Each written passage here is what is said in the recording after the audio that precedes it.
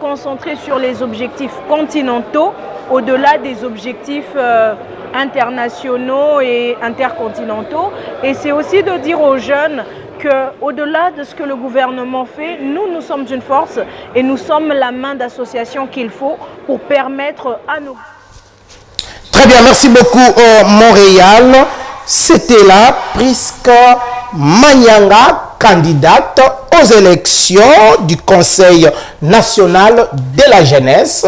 Et à l'Obiboété, il faut ayo kisa mongongo ya jeunesse na kati ya structure oyo o bazali kokamba epa ya ndeko William Muka Mbilwa oyo azana no actuel président ya Conseil national de la jeunesse et madame Prisca Manyanga bouti kolanda intervention na ye alobi boyete ye a servir jeunesse azali candidate ya jeunesse mobimba ya République démocratique du Congo azali ko représenter bilenge nyonso Oyo, Bazali Bongo, na République démocratique du Congo. Et mon frère, nous revenons avec Daniel. Daniel, outi komona Bongo, Prisca Manyanga, azali candidate na élection, il y a Conseil national de la jeunesse. Et vous pouvez dire un mot sur sa candidature? Coup de chapeau pour elle. D'abord, courage Naye, c'est ce que nous voulons. Nous voulons que les femmes soient représentées partout. Je ne fais que l'encourager, qu'il puisse aller de l'avant. Très bien, merci beaucoup. Au dialogue.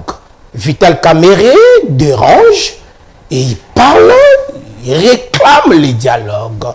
Et pendant que le président de la République n'a pas cette vision-là. Et vous ne voyez pas que c'est une contradiction à l'Union sacrée? Ça, selon votre point de vue, mais moi je pense qu'il n'y a pas la contradiction, d'autant plus que dans notre pays, la République démocratique du Congo, nous avons la liberté de l'expression, nous avons la liberté de penser. Chacun est libre pour penser à ce qui concerne l'avenir dans notre pays. Moi, je crois que le professeur président de l'Assemblée nationale, Vital Kamere, que j'ai salué en passant, s'il a jugé bon à ce que nous allons au dialogue, il sait la raison pour laquelle il est en train de demander le dialogue. Mais le président de la République, je ne pense pas que lui n'a pas aussi la vision du dialogue. Là, il faut qu'on se dise la vérité parce que c'est notre papa. Mais jusqu'alors, d'une manière officielle, nous n'avons pas vu la déclaration ou bien le message de la présidence quant à ça. Mais nous disons simplement que les dialogues, c'est pour quelle finalité? C'est ça la grande question. Demander les dialogues, ce n'est pas mauvais. Mais il faut définir les objectifs des dialogues. Parce que nous avons vu dans notre pays, lorsqu'on convoque le dialogue, les gens ou les animateurs politiques ils ont toujours tendance à partager les postes. C'est ce que nous ne voulons pas. Si pour l'avenir de notre pays, je crois que ce n'est pas mal. Mais nous avons aussi que la loi nous dit, c'est le président de la République qui est le souverain, c'est lui le commandant suprême, c'est lui le garant de la nation. S'il estime que les dialogues, c'est aussi une voie de sortie pour qu'il y ait la paix dans notre pays, je ne vois pas un problème.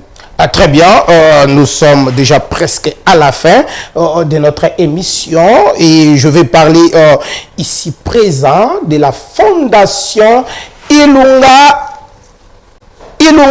Nzumala. La fondation Ilunga Nzumala, nous allons descendre sur terrain et c'est juste à Selembao où il se trouve l'hôpital Nzumala et là nous allons prendre des images concernant cette fondation et ces citoyens congolais qui se battent jour et nuit pour donner les soins médicaux à sa base et à la population congolaise. Daniel Bongbele Lumumba, le petit-fils de Lumumba. Bien entendu.